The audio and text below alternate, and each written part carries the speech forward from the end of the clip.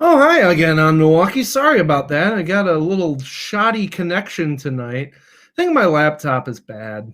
I'm starting to think that. I'm gonna have to talk to my tech guy, which is great because this would be like my second laptop this year. So that's really exciting. I love technology. It's my favorite thing in the entire world. So where were we? We were talking about this season of The Bachelor and how people are nice this season, and that's a real nice change of pace. There's a fun leading lady. You got people nice in the house trying to like be respectful of one another, or at least when they're not being respectful, like being respectful is a key plot point this season. And I think that's really great. And then Blake showed up, and I do think Blake did better. Like they did better by Blake, and they did better by this plot. I don't like bringing people in midway through the season. I think that's kind of cheap, and it does make it feel like the guys on the show aren't enough, and it makes it feel like the show doesn't think they're dramatic enough, which I would disagree with right now. It seems pretty obvious they're very dramatic enough. So it's just kind of a bummer. But I think Blake is a nice enough guy right now, and I think it could be interesting. I think they've set this up well, that Katie is thinking this out, and that Blake thought this out, and that they're really letting him get into the stream gradually, as opposed to the Heather thing, which like they just made Heather look like a lunatic. And then everyone in the house was mean to her. So you were like, I hate everyone in this situation. I hate Harrison for setting it up. I hate Heather for being for agreeing to this like really, really cheap lunacy attention grab. I hate everyone in the house for being a jerk face. So it's just an awful, awful situation. So we move on to the cocktail. So that's not resolved yet. We don't know if Blake is going to be on the show yet. But anyway, so the cocktail party happens, or it's supposed to happen. But Katie and Thomas are absent. So because Thomas decides to go and talk to Katie, he's like, listen, we're going to chalk this stuff out. But he does it like this super insincere way where he sits down with her and he grabs her hands and he's like, Katie, I want to let you know. It's just like, no one's buying this, Thomas. The man is so fake. The man is blue steel, just in a red suit. Get him out of my face. And also, he used the phrase demonsterized, which I don't think is a word. I don't think that was a word you used there, Thomas. I don't think demonsterized is a word. And if anything, if you monsterize something, that makes it sound like you're making someone out to be a monster. And if you demonsterize someone, that implies that you're making them less of a monster. So if you just even break down that word, Thomas, you weren't using your brain cells. So, and it's interesting because he tries to he's like, listen, all the other guys in there also came here, at least in some part, thinking about trying to be the Bachelor. And Katie shuts that down right away. Katie's like, nope, I'm going to tell you right now, there's a bunch of guys in that place who are not interested in being the Bachelor and are here for me and to fall in love. So come again, Thomas. Try one more time. I'll give you another swing, chump. So he's in trouble. And what's fun is so they cut back to everyone else in the room, and they're all like, what's going on in there? Like, I don't like this at all. Like, what's going on? And they're all like gossiping and talking about how much they don't like Thomas. And then sweet, sweet, wonderful single dad Michael is like, everyone else is like, Thomas, I wonder what Thomas and Katie are up to. I bet you they're talking about this. And then Michael's just like, every time I come in here, my hands start sweating. And you're just like, what an adorable dad, man. I want to be his friend. He also saves the day near the end because eventually Thomas and Katie come out of their, conversation situation. And like Thomas comes out and he's like, I didn't want to take away from your time. And everyone's just like, it is midnight. Like, bad news, dude.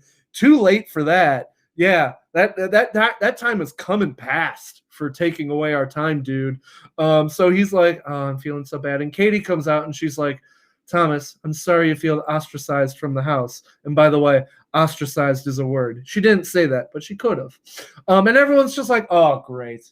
Thomas got her on his side. And they're all like harumphing and stuff like that. And Brendan takes her aside. He's the first one who talks to her. And he's like, hey, would you like to talk about Thomas? And she's like, I would like to talk to you and be in the moment. And he's like, but what if we talked about Thomas? And everyone's talking about Thomas. And you can tell Katie's not having a fun time. So sweet man Michael, sweet single dad Michael comes in there and he's just like, hey, like, listen, I know you're overwhelmed by all this stuff. How are you doing? Like, I remember our date the other night. Remember how great our date was? Remember how much fun that was? You know how I'm the nicest man on earth? And I just wanted to hug Michael. Greg, Michael, Andrew S., I nominate you three for the final four, and I'll come up with a fourth person who should stay as well. I don't know. Box guy, you can stay too. I don't care. There's those three guys. I am a fan. Oh, Justin. Justin gets to stay because we do get good Justin facial expressions tonight. It takes a long time to get to them, but at the end of the night, so it comes time to so eventually Katie comes to the rose ceremony, and Katie gives out all the roses. It's time for the last rose. It's Thomas and a bunch of randos that no one's ever seen before. And she says Thomas's name, and that's when we get a good Justin Bug-Eyed moment. And she's like, "Blah." And it's great. Loved it. And everyone's just like, and this was when I was going to be like, damn it, the show got to Katie. Like, the producers were like, hey, you booted off those other guys early. You booted off Carl before we milked him entirely for drama. You got to give us Thomas. You got to give us another week of Thomas. It's too much good drama. You got to keep this. And I was like, well, that's a bummer because it seems pretty obvious this guy's fake, and it seems obvious she's not really that into him at this point. So, keeping him around for another week is a waste of all of our time. And apparently, Katie agreed because, Thomas comes up to accept his rose. This is the best. I, actually started, doing, hoo, hoo, hoo, and, doing, this, and I was just, so pumped up. Katie steps away from Thomas and is like, you are a liar. You are selfish. I don't want you in the house anymore. Go make yourself famous some other way. Get out. And I don't know if I've ever seen someone straight up call someone out at the rose ceremony like that, especially midstream. I've never seen someone explicitly not give a rose. To be nope. And I loved it. Katie is the best. And as a Bachelorette, she's killing it right now. This whole season's killing it right now. I don't get to say that very often about this show. But I am having a good time with it. And and those guys leaves, and she gives the other rando guys a bunch of generic stubbles hugs. They all go. And she's like, I followed my heart. I'm trusting myself, and I'm following what I believe. And, because of that, I also believe I want to give Blake a shot because I think me and Blake could be something. And she goes to visit Blake, and she is in her pretty dress, and she knocks on Blake's door, and Blake is naked. It is great. I loved this. And Harrison would have never done this stuff. I'm sorry. Harrison was a stick in the mud in this franchise, and I know I say this every week, but I'm glad he's gone for so many reasons. But he would have never. This would have been a romantic, generic moment. And instead, this season, Blake is naked, and Blake is like, "Hey, can I wasn't expecting you right now. I read the dailies, and there was nothing on here that said Bachelorette visits you at night." So I don't know what to do now. So he puts on clothes, he puts on some boxers, and Katie's like, I think it would be great if you stuck around on the show and joined the guys in the house because I think there's something here. And if they harumph, whatever. And she goes away, and Blake is all like, this rules, and he locks himself out of his hotel room. And I smiled for years, and I think that's fun. The show should be fun, and that was fun. Blake being surprised, I'm sure this was all rigged on some level, but you know what? They played it off great, and he locked himself out of his apartment, and I laughed, and I ended the night on a high note. So cheers to you, Bachelorette, for delivering maybe one of my favorite episodes of I've ever watched. I think I'll go with that. It was at least one of the most fun episodes I've watched. Yeah. So make sure to read my full recap of one of the most fun episodes they've ever had on Milwaukee late tonight / early tomorrow on onmilwaukee.com. That's where you can find my article.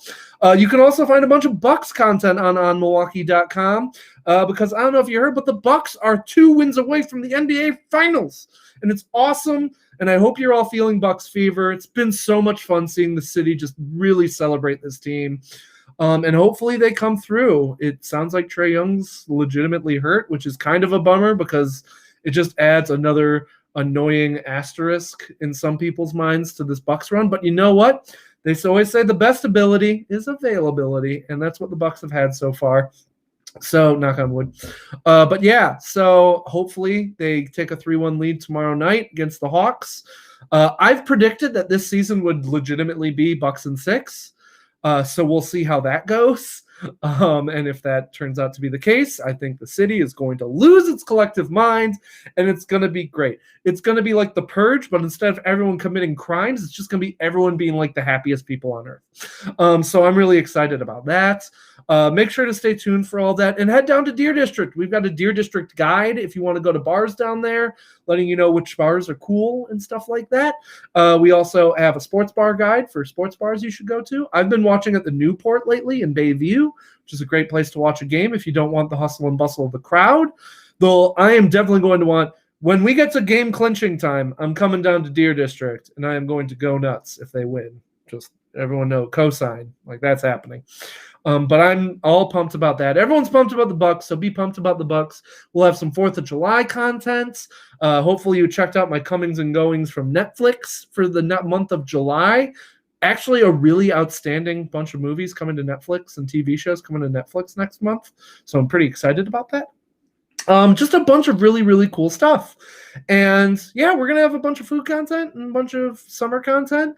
Hopefully you read the Summerfest announcement. 21 Pilots going to be performing at Summerfest this year. That is the final headliner. So woo. And get pumped, everybody. We're going to have a great summer. We're already having a great summer. So I'm going to call it a night. I'm going to start writing this recap, and I'm going to hug my puppy. You all have a wonderful night. I'm going to drink wine before this video gets interrupted because internet apparently doesn't like me talking about The Bachelor. Hurts my feelings.